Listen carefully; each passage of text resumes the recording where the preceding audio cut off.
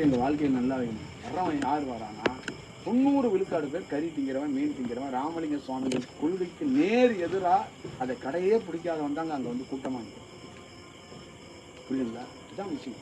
அப்போ அவருக்கு இதனால என்னங்க நன்மை கிடைச்சிருக்கு? கறி மீனை நீ சாப்பிடாதுன்னு சொல்லிட்டா அவருக்கு ஏதாவது சென்ட்ரல் கவர்மெண்ட்லேருந்து ஏதாவது ஜிஎஸ்டி ஏதாவது கொடுக்குற அந்த அம்மா வானதி வந்து அவங்க மினிஸ்டராக இருக்காங்களே அந்த அம்மா எதுவும் அனுப்ப போதா? இல்லை அவருக்கு பிரபஞ்சத்துலேருந்து ஏதாவது தங்க புதையல் எதுவும் கொடுக்க போகிறாங்களா? ஓ பரவாயில்லப்பா அவன் சொல்லாடல் வந்து மக்கள்கிட்ட பயங்கரமாக இருக்காதுன்னு ஏதாவது கொடுக்க போகிறாங்களா? இல்லை அவருக்கு ஏதாவது கிளைகள் ஏதாவது அதிகமாக உருவாகி ஏதாவது நடக்க போகுது? ஒரு மனித இனம், ஒரு குலம் மேம்படுறதுக்காக ஒரு ஞானி தோண்டி சில சமாச்சாரத்தை சொல்லி கொடுத்துருப்பாங்க. அதை எதை சொல்லிட்டு போகிறாங்கன்னா அதில் தான் ரகசியங்கள் இருக்குது. நீ புள்ள பெற்றுக்கிறதுக்காக ஒரு ஆணுக்கோ ஒரு பொண்ணுக்கோ ஒரு மிஷின் கொடுத்தான் பார்த்தியா, அதில் தாண்டா உலகம் இருக்குன்னு சொல்லிட்டான். எவன் சொன்னான்? பார்வதியும் சொன்னான், சிவனும் சொன்னான், நாராயணனும் சொன்னான். எவன் கேட்டான்? எவன் கேட்டான்? என்றோ சொல்லிட்டு போயிட்டான். அது நீ வந்து சந்தோஷத்துக்காக பயன்படுத்துறதுல ஒரு கருவி. அதுதான்டா அந்த உலகத்தோட தத்துவம். உலகமே அதான்டா, அதான்டா ஞானத்தோட இருப்பிடமே அதான்டா அப்படின்ட்டான். தெரியல. அதை என்ன பண்ணுறான்? சந்தோஷத்துக்கு பயன்படுத்துறான்.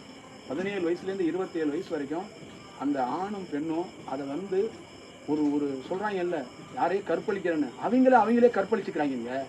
யாரையும் கற்பழிக்கல, அவனுங்களை கடவுள் கொடுத்த நல்ல பொருளை கற்பழிக்கிறாங்க. இறைவன் கொடுத்த உகந்த பொருள் இருக்குல்ல அந்த பொருளை கற்பழிக்கிறாங்க, பாழ்படுத்துறாங்க. ஒருத்தன் சும்மா வாங்க எழுதுவான், நாத விந்து நமச்சிவாயாங்கிறான். நீ நாத விந்த போய் வந்து இந்த ஊரில் தொழில் பண்ணிட்டு ஆஸ்திரேலியாவில் போய் ஒரு நாத விந்த வேஸ்ட் பண்ணுற, பேங்காங்கில் போய் ரூமை போட்டு வேஸ்ட் பண்ணுற. அந்த நாத விந்த ஒருத்தன் நமச்சிவாயான்னு சொல்லியிருக்கிறான். அதான்டா சிவன் சொல்லியிருக்கான். இந்த உலகத்தில் சிவனை எதிராக உனக்கிட்டேருந்து எப்பெல்லாம் நாத வந்து வெளியே வருதோ அவன் தாண்டா நமச்சிவாய. சிவத்தை ஒரு நாள் நீ பார்க்கறடா அப்படிங்கிறான். அந்த சிவத்தோடைய உண்மை தோற்றத்தை நீ பார்க்கணும்னா அதுக்குள்ள ஒன்று இருக்குடாங்க. எந்த சமூகம் இருந்துச்சு, எந்த சூழல் அமைஞ்சிச்சு, எந்த தலைவன் இதை வந்து ஒரு பாடமாக குழந்தைகிட்ட கொடுத்தான்?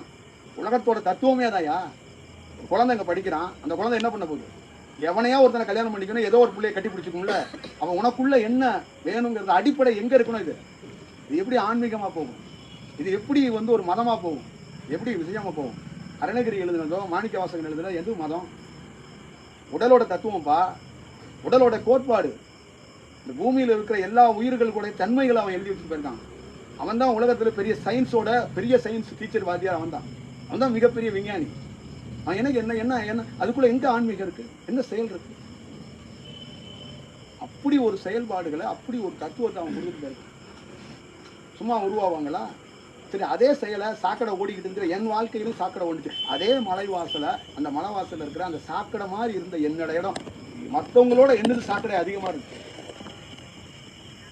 அந்த இடத்துக்குள்ள இருக்கிற அந்த அந்த செயலை, அந்த வடிவத்தை பார்க்கறதுக்கு ஒரு வாய்ப்பை உருவாக்கி கொடுத்தான். அதை மேன்மைப்படுத்திக்கிறதுக்கு ஒரு வாய்ப்பை உருவாக்கி கொடுத்தான். புரியுதுங்களா? அதுதான் முக்கியமானது. இப்போ இதெல்லாம் நான் எப்படி அறிய முடியும்? எந்த புத்தகத்தில் நான் எடுத்து வந்து இதை வந்து சொல்லிட முடியும்? இந்த புத்தகத்திலேருந்து இதை நான் எடுத்து படித்து சொல்லிட முடியும், உங்களுக்கு விளக்கிட முடியும். அதோட அருமை பெருமை எனக்குள்ள உணரலைன்னா, எனக்குள்ள மாற்றம் ஏற்படலைன்னா, எனக்குள்ள தெளிவு ஏற்படலைன்னா எப்படி அது ஏற்படும்? புரியுதுங்களா? அப்புறம் நீங்கள் பார்த்துக்கங்க, கக்கூஸ் போகிறதுக்கான ஒரு ஓட்டை கொடுக்கல, யூரின் போகிறதுக்கான ஒரு ஓட்டை கொடுக்கல. அதுக்குள்ள இறைவன் சம்பந்தமாக அந்த ஓட்டைக்குள்ள ஒரு வேலை இருக்கு. புரியுதா? நீயும் உன் மனைவியை சேர்ந்துக்கிறதுக்காக ஒரு துவாரத்தை கொடுக்கல, அதுக்குள்ள ஒரு வாழ்க்கை இருக்கு. அந்த துவாரத்தில் இருந்தாண்டா நீ பெற்ற புள்ள வந்துச்சு. நீ உன் பிள்ளைய எங்க உருவாக்குன? அது எப்படா சாதாரண இடமா இருக்கும்? அது எப்படி சாதாரண இடமா இருக்கும்? சாதாரண இடமா அது? நீ எதற்காக வாழ்றியோ, எதற்காக என் கடன் வாங்குறியோ, அது அங்கேயே அதாண்டா அங்கேயே உருவாயிருக்கு. அதுதான் இறைவனுடைய கோட்டைங்கிறான். இறைவனுடைய செயலே அங்கதான் இருக்குங்கிறான். அந்த வடிவம் தான்ங்கிறான். அருணகிரி என்ன கண்டுபிடிச்சான்? அருணகிரி என்ன திருவண்ணாமலையில நிகழ்த்தினான்? அருணகிரி என்ன? அருணகிரினா யாரு?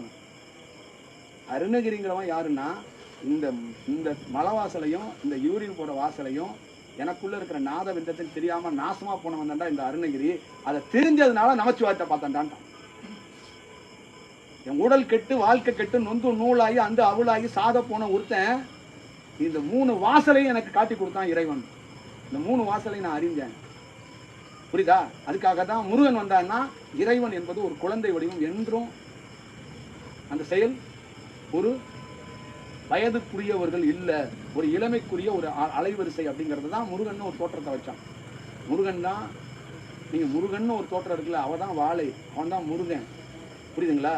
இது எல்லாமே ஒரு அலைவரிசைக்குள்ள ஒரு அடையாளத்துக்குள்ள வைக்கப்பட்டது. அப்ப அந்த அந்த அலைவரிசையிலிருந்து அவனுக்குள்ள பரிமாற்றம் நடந்தது. அவன் என்ன பரிமாற்றம் நடந்துச்சு? பல ஆண்டுகள் உட்கார்ந்தே இருந்தான். மின்சாரத்தன்மை உடல்ல பாய்ச்சப்பட்டுச்சு. அந்த மின்சாரத்தன்மையில அவனுக்குள்ள ஒரு தியானம் மகிழ்ந்துச்சு. அப்ப தியானத்துக்குள்ள அவனுக்குள்ள இருக்கிற தீமைகள் எல்லா செயலும் போணுச்சு. அப்ப அவனுக்குள்ள எதிலிருந்து விடுபட்டான்? ஆசையிலிருந்து விடுபட்டான். அந்த சுவை இருக்குல்ல, நாக்குல இருக்கிற சுவை, அந்த நாக்குல இருக்கிற தோலை உரிச்சு எடுத்தான். பாம்பு சட்டையை உரிச்சு எடுக்கிற மாதிரி உரிச்சு எடுத்தான்.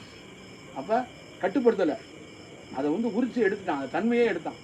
அப்ப காட்டி கொடுத்தான். நீ எதெல்லாம் மனிதனாக இருந்து தவறாக பயன்படுத்தினாயோ அதை தாண்டா ஞானத்துக்கு இருக்கிற டூல், அதான்டா ஞானத்துக்கு இருக்கிற ஏரியா, ஞானத்துக்கு இருக்கிற உண்மை, அதை பாடுறா, அதுல மேம்படுத்துறா அப்படின்னு அந்த வாய்ப்பை பல ஆண்டுகள் கொடுத்து அதை உருவாக்கி போடா.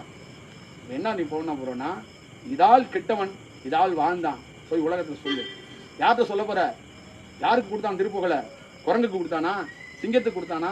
சிங்கத்துக்கும் குரங்குக்கும் உண்டு, ஆனா மையமா யாருக்கு கொடுத்தான்? ஆணுக்கும் பெண்ணுக்கும் கொடுத்தான். எவன்டா அருணகிரியை உணர்ந்தான்? எவன் உணர்ந்தான்? திருவண்ணாமலையில பிறந்தார், உணர்ந்தவன் எவன் இருக்கான்? அருணகிரி. அருணகிரி பாட்டை பாடிக்கிட்டே கிடப்பாங்க. அருணகிரியோட விஷயத்த உணர்ந்தான்னா அவன் நாத விந்தவ, அவன் தான் நாத விந்தைய அவன் கும்பிட்டுருப்பான். புரியுதுங்களா? அந்த இடத்தையே அவன் கும்பிட்டுருப்பான். அதான் கடவுள்னு கும்பிட்டுருப்பான். புரியுதுங்களா? இதுதான் செயல். அப்ப ஒரு ஆண் பெண்ணுனா என்ன சாதாரண விஷயமா? ஒரு பொம்நாட்டி இந்தியாவில் கல்யாணம் பண்ணிக்கிறாங்கன்னா என்ன விளையாட்டா? கடவுள் செயலுங்க, கல்யாணம் கிடையாது. அது ஒரு இறை தோற்றம், அது இறை வடிவம். அது என்ன விளையாட்டா? சும்மாவா கண்டுபிடிச்சான் ஞானி? சும்மா ஏதோ இந்தியாவில் கல்யாணம் பண்ணிக்கிட்டு புள்ள பெற்றுக்கிட்டு அலைஞ்சிட்டு இருக்காங்க அப்படின்னு நினைச்சிக்கிட்டு இருக்காங்க. அது கிடையாது, கிடையவே கிடையாது. இதுக்குள்ள அவ்வளோ பெரிய இறை ரகசியம் புதந்து கிடக்கு. இப்போ அருணகிரி பாடலா எழுதணும், ஊர் ஊரா சொன்னான். இந்த தேகம் ஒன்னா மாறுனுச்சு. எப்படி மாறும்? எப்படி மாறும்? இப்படி ஒரு விஷயத்த அவன் சொல்லி அவன் எழுதி அதுக்கு திருப்புகள்னு பேர் வச்சு இந்த உலகத்தை கொடுத்தான். போய் கொடுங்கடா, என்னைக்காவது படிங்கடா, முருகனைய என்னைய கும்பிடாதீங்கடா, நீங்க மாறுங்கடான்னு கொடுத்தான். இந்த கூட்டம் என்ன பண்ணிட்டுன்னா, முருகனுக்கும் அவனுக்கு கோயில் கட்டாளை இதை எழுதுனதை படித்து வச்சுக்கிட்டு பஞ்சாமிர்தத்தையும் அந்த புளிசாதத்தையும் தின்னுக்கிட்டு சுத்திக்கிட்டே. புரியுதா? மாட்டை கொடுத்தான் இறைவன், அதுக்குள்ள இருக்கிற என்னத்தை எதற்காக கொடுத்தான் அப்படின்னு தெரியாம அந்த மாட்டை மேய்க்க வேண்டியது, பாலை கறக்க வேண்டியது, அந்த பாலை கொஞ்சம் காய்ச்சி குடிக்க வேண்டியது, அந்த பாலை விற்க வேண்டியது, அதுக்குள்ளே இருந்துட்டு அப்புறம் மாட்டை ஒரு நாள் வித்துற வேண்டியது, அதுக்குள்ள கிடைக்க வேண்டிய காசை வச்சுட்டு இன்னொரு மாட்டை வாங்கிட்டு இன்னொரு வழக்கம், இப்படியே போயிட்டு இருக்காங்க. மாடு ஆடு கோழி எல்லாம் காரணம் இல்லாம உன்கிட்ட கொடுக்கலடா. இதெல்லாம் நீ அறியும் திறன் இல்லாதனால ஏதோ மாடு ஏதோ ஆடு ஏதோ கோழின்னு நினைச்சுக்கிட்டு இருக்க. மாடு ஆடும் காரணம் இல்லாம கொடுக்கல, உனக்கு பொண்டாட்டி பிள்ளையும் காரணம் இல்லாம கொடுக்கல. இதெல்லாம் நீ அறிய மாட்ட. அறிஞ்சிட்டுனா இதெல்லாம் என்ன காரணம்னு தெரிஞ்சுக்க. அவ்வளவுதான். மாணிக்க வாசகனோ அருணகிரியோ சும்மாலாம் ரைட்டிங் எல்லாம் பித்து பிடிச்செல்லாம் அவங்களுக்கு வேலை வெட்டி இல்லையா என்ன? கடவுளை உலகத்தை தெளிவா சொல்லிட்டு போய் நான் எவனாலையும் புகழ முடியாது, கடவுள்னு உருவமே கிடையாது இருக்கான். அதை போய் எழுதி புகழ்ந்து என்ன நடக்க போகுது? அவன் நடந்த இன்சிடென்ட்டை, அவன் வாழ்க்கையில் நடந்த இன்சிடென்ட்டை சொல்லி எதற்கு குறிப்பு கொடுக்குறான்னா, நாளை சமூகமே நீ விழிச்சுக்கொள், உனக்காக தான் கொடுக்குறேன் இந்த இதை அப்படின்னு கொடுக்குறான். புரியுதா? இதுதான் விஷயம். நால்வரில் திருஞான சம்பந்தர்னு ஒருத்தர் இருக்கிறாரா? அவர் தான் திருவள்ளுவர். நால்வரில் ஒருத்தர் இருக்கிறார்ல, அவர் தான் திருவள்ளுவர். அது எந்த மக்களுக்கு இது இவர் நால்வரில் ஒருத்தர் தான் திருவள்ளுவராக இருக்கிறாருன்னா, நால்வர் கடவுள் தோற்றத்தில் இருக்குங்க, கடவுளோட தத்துவத்துக்கு போயிடுச்சுங்க. யார் கொண்டு போனா கடவுளோட தத்துவத்துக்கு? யாருப்பா கொண்டு போனா? ஒரு 10 மனுஷனுங்க சேர்ந்து நீங்களா கொண்டு போயிட்டீங்கன்னா அது இந்து மதத்துக்கான விஷயம், இந்த இதுக்கான விஷயம், அதுக்கான விஷயம் இவங்களா? புரியுதா? அப்ப திருவள்ளுவர் தனியா வச்சு என்னன்னா, அவர் யாருக்குமே சாராதவர். எந்த ஞானியும் யாருக்கு சார்ந்தவன் கிடையாதுப்பா. மனம் இருந்தா எல்லாரும் சார்ந்தவனா இருப்பான். மனம் இல்லை, 4 பேருக்கு மனம் இருந்துச்சுன்னா அவன் எழுதெல்லாம் நீ படிச்செல்லாம் நீ வீணா போயிடுவ, உனக்கு ஆசை வந்துடும். புரியுதா? ஞானிகள் புத்தகம் ஏன் படிக்கிறேன்னா, ஆசையை விட்டு ஒழிக்கிறப்ப ஞானிய புத்தகத்தை படிக்கிறது. ஆசை வர்றதுக்குன்னா அதுக்கு மனிதன் புத்தகத்தை போய் படிச்சுட்டு போ.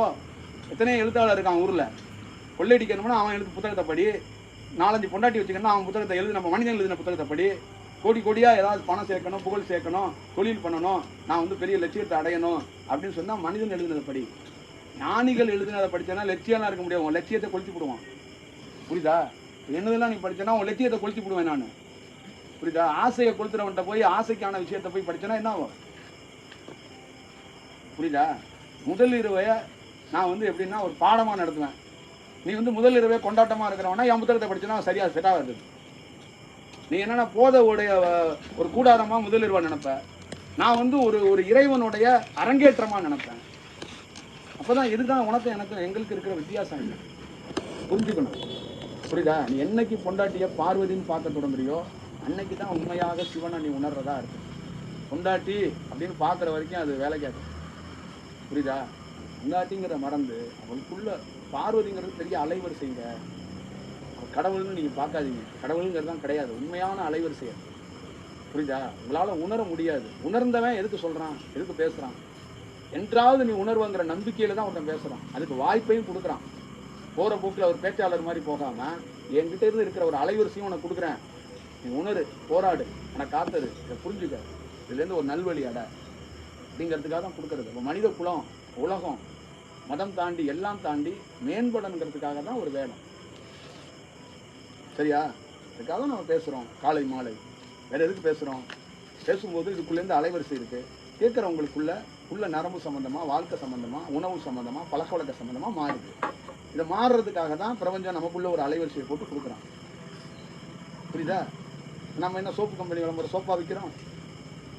காசு வேண்டாம், புகழ் வேண்டாம், அந்த ஆசை வேண்டாம்னு விட்டு ஒழிச்சு தான் நம்மளை கூட்டியாந்துருக்கான். புரியுதா? அதை வந்து திருப்பியெல்லாம் நீங்க கொடுத்துட முடியாது. ஒரு மனிதன் எனக்கு ஆசையோ காசையோ கொடுத்து என்னை ஏமாத்திட முடியாது. ஏன்னா அதை விட்டு ஒழிச்சதுனால தான் இது நடக்குது, அதை விட்டு ஒழிக்கலைன்னா இது நடக்காது. புரியுதா? தியானங்கிறது மெயின் வந்து என்னன்னா சில பொருட்களை விட்டு ஒழிக்கிறதுக்காக தான் தியானமே, சில பொருட்களை சேர்க்கறது கிடையாது. அது ரொம்ப முக்கியமான ஒரு சூழல். இருக்கிறத வச்சுட்டு ஒருத்தர் வாழணும்னு நினைக்கிறது இருக்குல்ல, அவங்க தியானம் பண்ணாங்கன்னா இருக்கிறதையே இன்னொருத்தட்ட கொடுத்துட்டு இல்லாமே வாழ்வாங்க. புரியுதா? பிச்சைக்காரன் என்ன பண்ணுவான்னா பிச்சை எடுக்க போவான், பிச்சை எடுக்கும் போது 1000 ரூபாய் பிச்சை வந்துருச்சு. 1000 ரூபாய்க்கு என்ன பண்ணான்? அரிசி வாங்கினான், பருப்பு வாங்கினான், காய்கறி வாங்கினான், நைட்டை அடுப்பை பற்ற வச்சான், சமைச்சான், எல்லாருக்கும் சோறு போட்டான், எல்லாத்தையும் முடிச்சிட்டான். காசு வச்சு தட்டில் ஒன்றுமே இல்லை. அடுத்த நாள் காலையில் பிச்சைக்கு போனான். புரியுதா? இதான் அவனுக்கு வேலையாக இருந்துச்சு. ஆனால் அதை சாப்பிட்டுக்கிட்டு சுகமாக தூங்கிட்டு இருந்தாங்க நிறைய பேர். இவர் போய் பிச்சை எடுத்துகிட்டு வந்து இவரே சோறாக்கி சோறு போட்டான். இது எங்கேயும் இல்லை, பழனியில் போட்டான். இப்படி ஒருத்தன் வாங்கினான் பழனியில். புரியுதுங்களா? அவன் வந்து என்ன சொன்னான்? ஏய், நீ அவனை தூங்கிக்கிட்டே இருக்க, நான் உழைக்கிறேன், நான் போய் பிச்சை எடுத்துட்டு வரேன், நீ ஏன்டா அங்கே தூங்குறேன்லாம் கேள்வி கேட்கல. எனக்கு கொடுத்துருக்க பணி, இறைவன் கொடுத்துருக்க பணியை செம்மை என்று செய்வேன். நான் என்னோட பணியை இதுதான் நான் செய்கிறேன், நீ வந்து எப்படி வேணாலும் அதை பார்த்துருக்கு, அவ்வளோதான் முடிஞ்சு. நம்ம அன்னதானம் பண்ணுறோம், நீ எப்படி வேணாலும் அந்த உணவை எடுத்துக்க, ஆனால் எனக்கு கொடுத்துருக்க பணியை நான் தெளிவாக செஞ்சுட்டு போயிட்டே இருக்கேன். அதை நீ எப்படி பயன்படுத்துறேங்கிறது அது உன் சாய்ஸ். நான் என்னுடைய பணியை எனக்கு இறைவன் எதை கொடுத்தான், எதை காட்டி கொடுத்தான், எதை வழங்கப்படணும்னு சொன்னானோ அதை கொடுத்துட்டு போயிட்டே இருக்கேன். எங்களுக்கு இல்லை என்னன்னா புண்ணியம், இந்த இறைவன்கிட்ட இருக்கிற பாசம், நல்லது நடக்குதுங்கிறதுக்காகலாம் ஒரு ஞானி அன்னதானம் பண்ணவே மாட்டான். புரியுதா? அவனுக்கு பாவ கர்மா புண்ணிய கர்மா வரக்கூடாதுங்கிறதுக்கு தான் அவன் ஞானிங்கிற பேரே வர்றான். புரியுதா? அன்னதானம் நீ பண்ணானா யாராவது தனிப்பட்ட முறையில் பண்ணால் அவனுக்கு நல்லது நடக்கும். நீ அன்னதானம் பண்ணுறனா அவனுக்கு நல்லது நடக்கும். நான் அன்னதானம் பண்ணால் எனக்கு நல்லது நடக்காது, கெட்டது நடக்கும். அது நடக்கக்கூடாது அப்படிங்கிறத, அது நடக்கணும்னா மனம் இருக்குன்னு அர்த்தம். அது நடக்காத அளவுக்கு அவன் இறைவன் பார்த்துக்கான். அப்போ அவன் வந்து என்னன்னா அதனால தான் எங்களை தலைமை எடுத்து இதை பண்ணுறாங்க. புரியுதா? அப்போ எங்களுக்குள்ள என்ன இருக்கும்? இது வந்து ஒரு சுழற்சி மாதிரி நடக்கணும். அதுலேருந்து நல்லதும் எனக்கு வேண்டாம், கெட்டதும் எனக்கு வேண்டாம். அப்போ நீ வாழ்த்தவும் எனக்கு வேண்டாம், என்னை திட்டவும் என்ன வேண்டாம். நீ எனக்கு வாழ்த்தினாலும் அது என்னை வந்து சேராது, நீ என்னை திட்டினாலும் அது என்னை வந்து சேராது. ஏன்னா அது வந்து எனக்கிட்ட வரவே வராது, அண்டவே அண்டாது. இதுதான் அதோடைய விஷயம். அப்படி தான் அந்த பழனியில் ஒருத்தன் இருக்கிறவன் பிச்சை எடுத்தான். அப்போ உங்ககிட்ட நீ ஏழையாக இருக்கிற அப்படின்னா உங்ககிட்ட இருக்கிறதையும் கொஞ்சோண்டு கொடுறா அப்படின்னு சொன்னா ஒரு நாள் உனக்கு அது தேவையே, அது தேவை இல்லாமல் ஒரு நாள் நீ வாழ்வ. அப்போ என்னைக்கு இது தேவை இல்லைன்னு உனக்குள்ள ஒன்று உணர்வு வருதோ அன்னைக்கு இறைவன் உனக்குள்ள ஊடுருவி இருக்கிறாங்க. இதனால தான் நான் வாழ்கிறேன் அப்படின்னு உனக்கு தோணிச்சுக்கிட்டே இருக்கிறல்ல, அப்போ இன்னும் இறைவன் கொஞ்சம் வரல, உன்கிட்ட நடந்து வந்துகிட்டே இருக்கிறான். இதெல்லாம் எனக்கு ஒன்றும் தேவையில்லைங்க, பார்த்துக்கலாம் அப்படின்னு நிற்கிறல்ல, அப்போ இறைவன் உள்ள வந்துட்டான்னு அவன் பார்த்துக்குவான். புரியுதா? இறைவனை தாண்டி இந்த உலகத்தில் வேற எதுவும் தேவைப்படாதுப்பா. பொருள் எல்லா பொருளையும் கொடுக்கக்கூடியவன் அவன் தான். அவன் ஒருத்தன் போதும், வேற என்ன வேணும்? தனியாக தங்கம், வைரம், வைடூரியம், பணம், புகழ், அதிகாரம், அவன் ஒருத்தன் போதியா, அவன் பார்த்துக்குவான். அவன் வந்து ஒரு இரவையை பகலாக்கக்கூடிய சக்தி படைத்தவன். அவனை தாண்டி வேற என்ன இருக்க போகுது? அவன் அதிசயம் கிடையாது, அவன் வேற ஒரு வடிவத்துக்குரியவன். அவனை பெறதான் ரொம்ப கடினம். அவனை மாதிரி ஒருத்தனை பெறதோ, அவனை மாதிரி ஒருத்தனை பார்க்கறதோ, அவனை மாதிரி ஒருத்தனோட பயணிக்கிறதோ ரொம்ப கடினம். அவனை தாண்டி வேற என்ன இருக்க போகுது சொல்லுங்க? அவனை தாண்டி என்ன கிடைச்சிட போகுது? என்ன இருந்துட போகுது? புரியுதுங்களா? அவ்வளோதான் விஷயம். அவன் இறைவன் இருக்கிறதுனால தான் நான் பேசுகிறேன், நான் பயணிக்கிறேன், நான் வேலை செய்கிறேன். எந்த செயலையும் என்னை வந்து இயக்கலை. அது இயக்கிறதுனால தான் அந்த பயம் இல்லை. புரியுதுங்களா? அந்த என்ன அப்படிங்கிறதுல செயல் இல்லை. செய்ய சொல்கிறேன், செய்கிறேன். இங்கே வேண்டாம், இங்கே போதும், ஓடிடுனா ஓடிடுவேன். புரியுதா? அவ்வளோதான். இது இதோடைய செயல் வடிவம் அவ்வளோதான். இப்போ இதுக்குள்ள சில செயல்கள் இணையப்படுறது அப்படின்னா இதோட தத்துவம் என்ன ஆகும்னா, நாளைக்கு நீயும் ஒன்றுமற்ற நிலைக்கு வந்துட்டுன்னா அங்கே உங்ககிட்ட கடவுள் இருப்பான். புரியுதா? நீ வந்து ரோஜாப்பூ மாலையை மடித்து வச்சுக்கிட்டு அலையாத. நான் அந்த ரோஜாப்பூ மாலையும் புடுங்க தான் ட்ரை பண்ணுறேன் உங்ககிட்ட. புரியுதா? உனக்கு ஒன்றும் வேண்டாம். இறைவன்கிற உண்மையான தத்துவத்தை கையில் வச்சுக்க. இறைவனை வச்சுக்க கையில். அவன் வந்து உன்னை பார்த்துக்குவான். இந்த உலகத்தில் அவனை தாண்டியெல்லாம் உன்னை எவனும் பார்த்துக்க முடியாது. அதுதான் அலைவரிசையை. அவன் பார்த்துக்குவான். அவனுக்கு தான் தெரியும். ஏன்னா உனக்குள்ள உயிராக இருக்கிற அலைவரிசைக்கு சொந்தக்காரனே அவன் தான். அவனுக்கு தெரியும். இது வார்த்தையெல்லாம் கிடையாது, இது நிஜம், உண்மையான வடிவம். அதனால் அதை நீங்கள் அவசியம் வந்து அதை பார்த்துக்கணும். இதுதான் நிறைய மக்களுக்குள்ள அது புரியவோ, அதை கனெக்ட் ஆகவோ, அது புரிஞ்சுக்க மாட்டேன். அது வந்து ரொம்ப ஒரு வாழ்க்கையோடைய வேற ஒரு வடிவம், வேற ஒரு தத்துவம் நம்ம உடலுக்குள்ளே இருக்குங்க. வெளியில் எங்கே ஹிமாச்சலுக்கோ மேற்கு தொடர்ச்சி மலைக்கோ போக வேண்டாங்க, நம்ம உடலுக்குள்ளே இருக்கு. அந்த உடலுக்குள்ளே இருக்கிற நல்ல செயல் ஒரு நாள் மாறுறதுக்கு இறைவன் உதவுவான். அப்போ நம்ம காத்திருந்து ஒரு வேலை செஞ்சு நிர்பந்தம் பண்ணக்கூடாது. ஒரு குருவை வந்து அனுப்பக்கூடாது. ஒரு குரு கிட்ட போய் அப்படி இப்படி இல்லை, காத்துரு, வேலை செய் தான் அவன் சொல்லிட்டான்ல, நீ என்னை சந்திக்காமல் கூட இரு. ஆனால் உனக்கு எனக்கு தொடர்பு எவனாலையும் கட் பண்ண முடியும். அது நடக்கும். அந்த செயல் அப்படியே நடந்துக்கிட்டே இருக்கும். இப்போ நீ வளருவ, அந்த செயல் கிடைக்கும். அப்படிங்கிறது தான் அதோட செயல். எந்தோ வடிவத்திலேயே உன்னை கண்டுபிடிச்சிருக்கான் பார்த்தீங்களா? அவன் என் குரலை கேட்க வச்சு உன்னை கண்டுபிடிச்சிருக்கான்ல. அப்போ உள்ளே இருக்கிற நான் இல்லை, அந்த அலைவரிசையும் உன்னை கண்டுபிடிச்சிருக்கான். இந்த அலைவரிசை உன்னை வழி நடத்துறதுக்கு, உனக்கு ஏதோ ஒரு வேலை செய்யறதுக்கு அவன் ட்ரை பண்ணுறான்.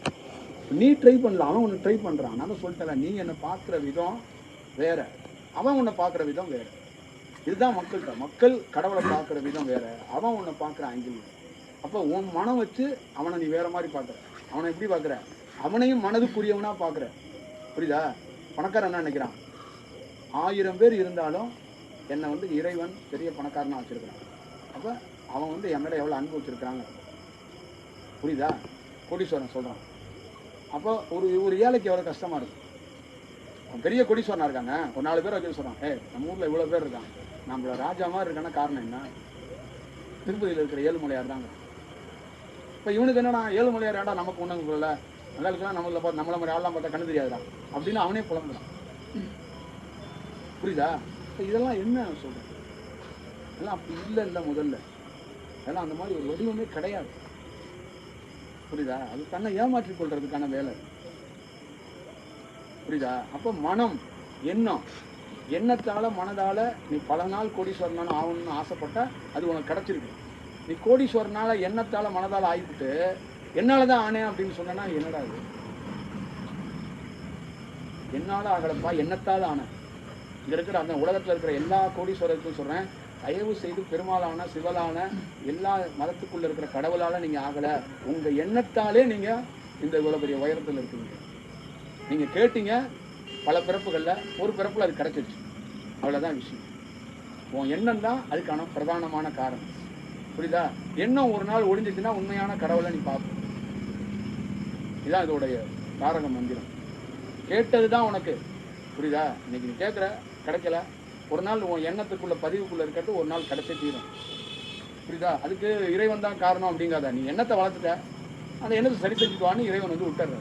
உனக்கான காலம் அந்த காலத்தில் ஒரு எண்ணம்லாம் நிறைவேறதுக்குன்னு ஒரு காலம் இருக்கு. அந்த காலத்தில் உன்னை பிறக்க வைக்கிறார். அந்த காலத்தில் நீ பிறந்து அந்த எண்ணத்தை எல்லாத்தையும் பூர்த்தி செஞ்சுக்கிற. இவ்வளோதான் விஷயம். தமிழ்நாட்டிலேயே 1000 உலகம் முழுக்க 1000 நடிகர் இருக்கார். ரஜினிகாந்த் மட்டும் சூப்பர் ஸ்டாராக இருக்காருன்னா நீ பல நாள் அந்த எண்ணத்தோடு இருந்த, இந்த காலத்தில் நீ பெற, இந்த நேரத்தில் நீ பெற, நீ பிறந்து வேலை செய்ய. அப்போ உன்னை எண்ணத்தில் என்னென்னலாம் நீ நினைக்கிறியோ, அது என்னென்னலாம் நினச்சிருந்தியோ அதை எல்லாத்தையும் சாதிச்சு. அது ஒரு பிறப்போட எண்ணம் இல்லை, பல பிறப்போட எண்ணம். பல பிறப்போட எண்ணத்தை ஒரு காலத்தில் அதுக்கான நல்ல டைம் வரும்போது அதை நிறைவேற்றிக் கொள்கிறாய் என்று பொருள். புரியுதா? அப்போ எண்ணத்தால் நீ யோசித்ததை எண்ணத்தாலேயே நீ செயல்படுத்தி சாதிச்சுக்கிட்ட. இதுக்கும் இறைவனுக்கும் எந்த ரோலும் கிடையாது, எந்த செயல்பாடுகளும் கிடையாது. இறைவனால தான் நான் பணக்காரனானேன், இறைவனால தான் நான் பெரிய ஸ்டாராக இருக்கேங்கிறதெல்லாம் அதுவே ஒரு கற்பனை தான். புரியுதா? ஒரு சாமியார் பெரிய மடத்தில் இருக்கீங்கல்ல, இறைவனால தான் இருக்கிறேங்கிறது கற்பனை தான். எண்ணத்தால் உருவானா அங்கே இறைவன் இருக்க மாட்டான். அதனால தான் சொல்கிறான், மனம் இருக்கிற இடத்துல எனக்கு வேலை இல்லைன்ட்டான். புரியுங்களா? உங்கள் கூட ஆசீர்வாதமாக தான் வர்றான். உங்கள் கூட இல்லாததுக்கு காரணம் உங்கள் மனம் குறைஞ்சாதான் உங்கள் கூட வருவான். என் கூட இருக்கிறான்னா அந்த மனதை இல்லாதனால என் கூட இருக்கு. எனக்கு மனம் வந்துச்சுன்னா என்னை விட்டு போயிடுவாங்க அவன். புரியுதுங்களா? அவ்வளோதான் இதோட விஷயம். அப்போ எண்ணத்தால் நான் ஒரு சாமியார் ஆகுறேன்னு வச்சுங்களேன், பல நாள் ஆகணும்னு இருக்குல்ல, அந்த அலைவரிசை அதுக்கு ஏற்ற மாதிரி ஒரு செயல்பாடுகளில் மனதோட ஒரு அலைவரிசை. நான் சொல்கிறதெல்லாம் அந்த வாக்கு சித்தியாயிடும், நான் சொல்கிறதெல்லாம் பழிக்கும், நான் சொல்கிறதெல்லாம் நடக்கும். அப்போ என்ன பண்ணுவீங்க? வாய்க்குள்ளே டமால்னு ஒரு தங்கத்தை எப்படி கொடுப்பேன், அப்படியே வந்து குமிஞ்சுருவீங்க மக்கள். அப்புறம் டக்குன்னு வந்து சொல்லுவோம், போ அந்த அங்கே நிற்கிது பாரு, அந்த ஆட்டை பிடிச்சிப்பா, அந்த ஆட்டுக்கு பக்கத்தில் ஒரு இடம் இருக்குது பாரு, அங்கே ஒரு புதையல் இருக்குது பாரு, நோண்டி எடுத்துக்க அப்படின்னா சாமி சொல்கிறதெல்லாம் நடக்குதுன்னு கோடி கோடியாக கொண்டு கொட்டிடுவாங்க. அப்படியே வந்துக்கிட்டே இருப்பான் மக்கள். இவர் தாங்க கிருஷ்ணன், இவர் தாங்க ராமன், இவர் தாங்க சிவன், இவர் தாங்க இயேசு, இவர் தாங்க அல்லாம்பான். ஆனால் என்ன சித்தி, வாக்கு சித்தி அவனுக்கு ஆகுன்னு அந்த எண்ணத்தில் இருக்குது. அவன் என்ன நினச்சிக்கிறான்? நான் தான் ராமன், நான் தான் கிருஷ்ணன் நினச்சிக்கிறேன். ஞானிகள் என்ன சொல்கிறான், பிரபஞ்சம் என்ன சொல்கிறான், எல்லாம் எதுவுமே சித்தி ஆகக்கூடாதுங்கிறான். எதுவுமே சித்தி ஆகக்கூடாது, ஃபைனலாக எல்லாம் முடிச்சு நீ ஒரு அனுபவத்தை பெறணுங்கிறான்.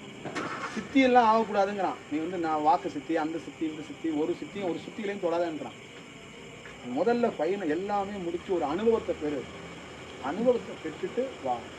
இப்போ அருணகிரிநாதர் வந்து அவன் வந்து நாத விந்து நமச்சிவாயமாக பார்த்தவன். புரியுதுங்களா? அப்போ அவன் என்ன கொடுத்துட்டு போயிருக்கான் சொல்லுங்க. நீங்கள் எங்கேயாவது அருணகிரியோட வாழ்க்கையில் ஒரு கோயில் கட்டினான்னு எங்கேயாவது வரலாறு இருக்கா? மாணிக்கவாசகன் விஷயத்திலே கோயில் கட்டினாங்கிறது அது வேற கதை. அது அவன் வாழ்க்கையில் அவன் கோயில் கட்டல, அது வேற விஷயம். அவன் கோயில் கட்டலை, அவன் கட்டின கோயில் வேற. புரியுதுங்களா?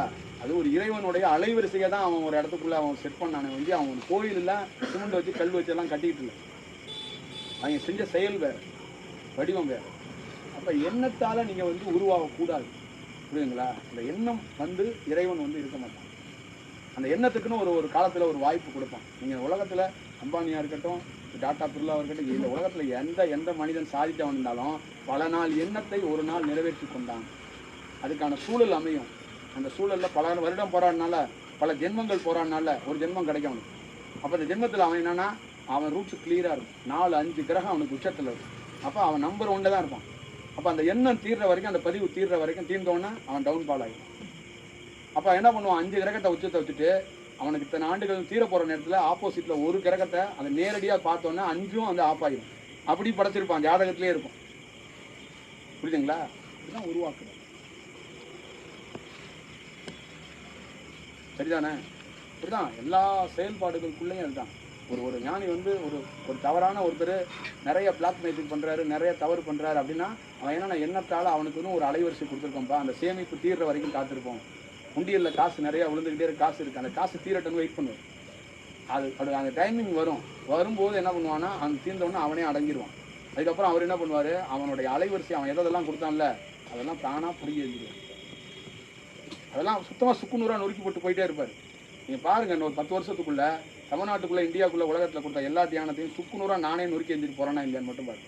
இங்கே கொடுக்கப்பட்டிருக்க அத்தனை தியானத்தையும் ஒட்டுமொத்தமாக தூக்கி வந்து ஒரு இடத்துல எங்கள் ஊரில் ஒரு சுடலைன்னு சொல்லி ஒன்று கொளுத்துவாங்க. அது மாதிரி நானே கொளுத்திட்டு போகிறேன்னா இல்லையான்னு மட்டும் பாருங்கள். அது நிகழ்தா நிகழலையான்னு மட்டும் நீங்கள் வெயிட் பண்ணியே பாருங்கள். அது நிகழும். இப்போ இவ்வளோ போராட்டம் பண்ணி இவ்வளோ பெரிய ஆர்ப்பாட்டத்தில் ஒன்று பண்ணாங்கல்ல, அதை எரிக்கிறதுக்காக தான் என்னையே அமுச்சு வச்சுருக்கேன். புரியுதா? நான் 3 வேலை பண்ணுவேன். நான் வெட்டியான வேலையும் நான் பண்ணுவேன். களத்தில் ஒருத்தருக்கு அலைவரிசையும் நான் கொடுப்பேன், அதே நேரத்தில் ஒருத்தருக்கு பாதுகாப்பும் கொடுப்பேன். இவ்வளோதான் விஷயம். இப்போ எண்ணத்தால் நீ வேலை செஞ்சுட்டல, எண்ணம் இல்லாமல் நான் வேலை செய்கிறேன்னு பாரு. உன் காலம். நீ வந்து சிவலிங்கம் வச்ச, அதை வச்ச, இதை வச்ச, கோயில் கட்டின, தியானம் பண்ண, அதை பண்ண, இதை பண்ண, வந்து தாலிக்கு அந்த பாக்கியம் பண்ண, இந்த பூஜை பண்ண, எல்லாம் பண்ணல. நான் வெயிட் பண்ணேன். நான் உன்னை ஏதாவது டிஸ்டர்ப் பண்ணேன்னா, நீ ஆடுன்னு வாடினல, நான் வெயிட் பண்ணேன். இப்போ என்ன பண்ணணும்னா, உன் எண்ணம் முடிச்சிச்சு, உன் ஆசையை நிறைவேற்றிட்ட, நீ செத்தும் போயிட்ட, ஒதுங்கிக்க. இப்போ நீ கொடுத்துருக்கல வேலை, அதை எல்லாத்தையும் நான் பரவ விட மாட்டேன். அதை எல்லாத்தையும் நானே அழிச்சு தூக்கி எரிஞ்சிட்டு போயிடுவேன். அதை எல்லாத்தையும் எரிக்கிறது தான் நம்மளோட முதல் வேலையை. இதனால தான் இந்தியாவில் இருக்க டாப் மோஸ்ட்டில் நீங்கள் கொண்டாடப்பட்ட கும்பிடப்பட்ட குரு எல்லாத்தையும் நான் தான் உள்ளே வந்து உடைச்சேன். நான் தான் சொன்னேன். நீங்கள் வந்து எதை பெரிய புனிதம்னு நினச்சிங்களோ அதை வந்து ஓப்பனிங்லேயே நான் தான் வந்து ஒன்றும் அடிமட்டத்திலே அடித்தேன். ஒன்றுமே இல்லாத சாதாரண ஒரு விஷயத்துக்குள்ளே அதை வந்து சொல்கிறதுக்கு காரணம் எனக்குள்ளே கொடுத்ததே அதுதான். அது எண்ணத்தால் உருவானதுடா, அதெல்லாம் கொளுத்துறா அப்படின்னு எனக்குள்ளே சொன்னவனே வந்தான். கொடுத்துறாத, அதெல்லாம் ஒன்றும் கிடையாதுடா. அதில் முதல்ல அது கொடுத்துறதுக்காக உன்னோட வேலை அதுக்காண்டா உருவாக்கணும். ஏன்னா நைட்டு போகலாம் வாழை இந்த நாராயண சிவனுக்கெல்லாம் பொழப்புலையாடா உன்னை உருவாக்குறதுக்கு. எதுக்கடா உருவாக்கணும்? கொளுத்துறதுக்காக தான் உன்னை உருவாக்கியிருக்கோம். புரியுதா? நீ வந்து யாருக்கும் வந்து தங்க கடை வச்சுக்கிறதுக்கோ போத்தீஸ் நகை கடை இந்த ஜவுளி கடை வைக்கிறதுக்கு ஆசீர்வாதம் பண்ண நீ வரலடா. முதல்ல அடிப்படையாக கொடுத்தணும். சில மக்களை பாதுகாக்கணும். எவனுக்கு என்ன தேவையோ அதை கரெக்டான கண்டறிஞ்சு கொடுத்துட்டு போயிட்டே இருக்கு. இதுதான் வேலை, இதுதான் ரோல். இதை நான் ஸ்டார்ட் பண்ணி 2 வருஷம் ஆச்சு. அதுக்கான அஸ்திவாரம் எல்லாம் போட்டு அதுக்கான பணியையும் நான் தொடங்கிட்டேன். புரியுதுங்களா? கொஞ்ச நாளில் நீங்கள் நான் எங்கெங்கெல்லாம் போய் வந்திருக்கலாம் அந்த இடத்தோட தாக்கம்லாம் நீங்களே கண் கூட பார்ப்பீங்க. இதுக்கு அடையாளமாக பார்ப்பீங்க. இது நடக்கும். அது வந்து தீவிரமாக இருக்கும். நீங்கள் யாரெல்லாம் பெரிய பெரிய பிரம்மாண்டமாக கும்பிட்டீங்கல்ல அவங்க அந்த அந்த தியானம்னு ஒரு சோடு கூட இல்லாமல் கொடுத்து விட்ருவோம். அது நடக்கும். அவ்வளோதான் விஷயம். ஏன்னா அவ்வளோ காத்திருந்தாச்சு. ராமலிங்க சாமி சொல்லிட்டாரு, கர்த்தர் சொல்லிட்டாரு, அல்லா சொல்லிட்டான், எல்லாம் சொல்லிட்டான். கேட்கல. எத்தனை சாமிகளை வச்சுருங்க ஒருத்தன் வழிபடுவாங்க.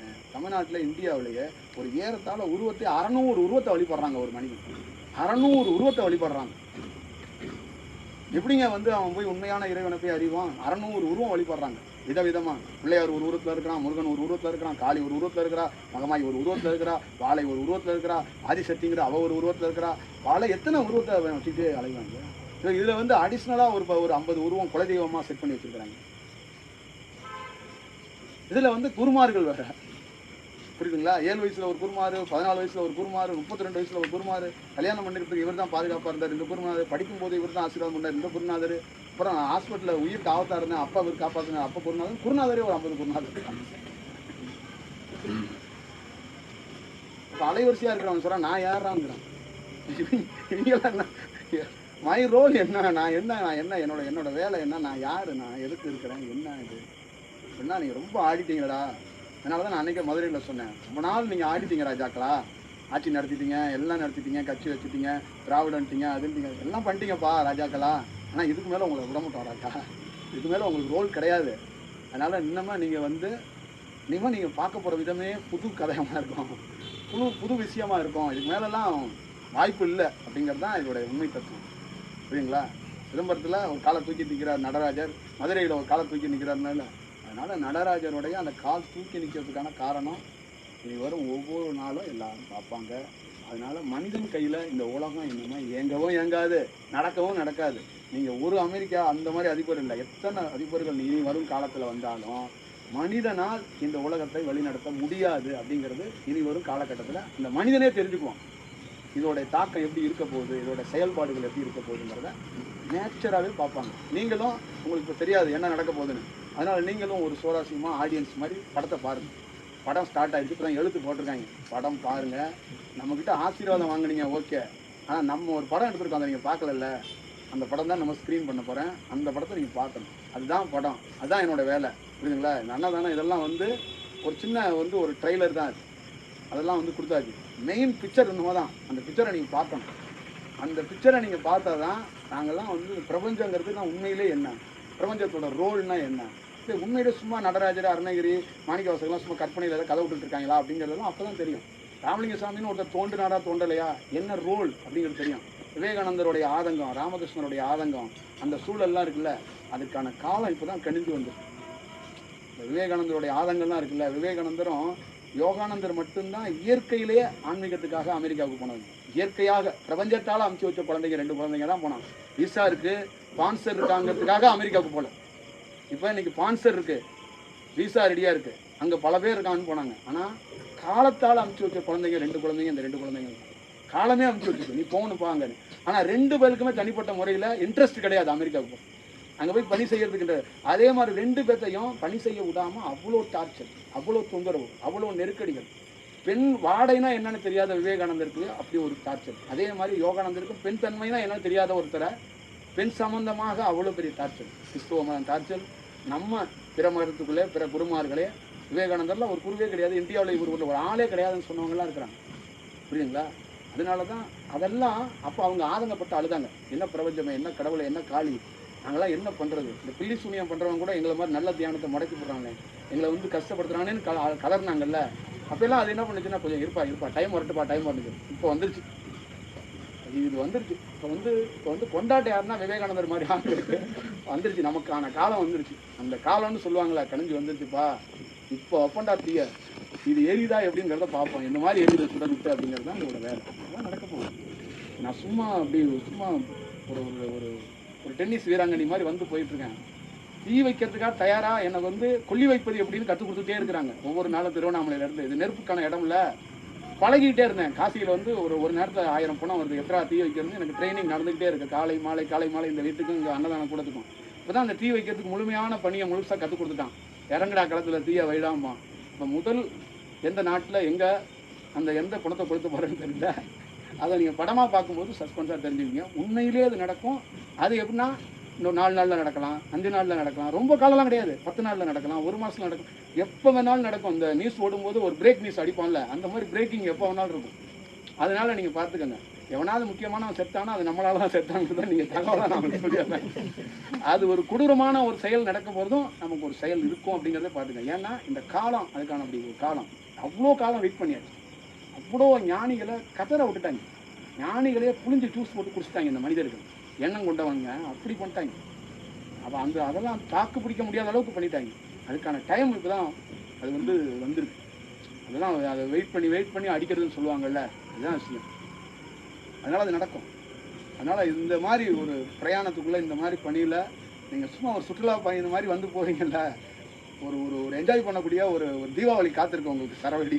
அதனால் அதை நீங்கள் ஃபியூச்சரில் அதை பார்த்து என்ஜாய் பண்ணுங்கள். அது ஒரு முக்கியமானது. அதே நேரத்தில் எங்களையும் விட்டுறாங்க, எங்களுக்கு நல்லது பண்ணுங்க அப்படின்னு சொல்லுவீங்க. யாரை பாதுகாக்கணுமோ அவங்கள பாதுகாக்கணும். புரியுதுங்களா? அதுதான் பிரதானமாக முதல் வேலையை தொடங்கும் போதே உங்களை மாதிரி ஆளுங்களை அதை அரவணைச்சு. அப்போ அது என்ன சொல்லுது, இவெல்லாம் என் ஆளுன்னு அதுவே காட்டிடுச்சு. அதெல்லாம் யாருப்பா உன்னை நீ தொட முடியாது, தொடரணும்னா என்னை தாண்டி தான் போகணும். உங்களுக்குலாம் மரணத்தை கூட கொடுக்கணும்னா எம்மன் வரணும்.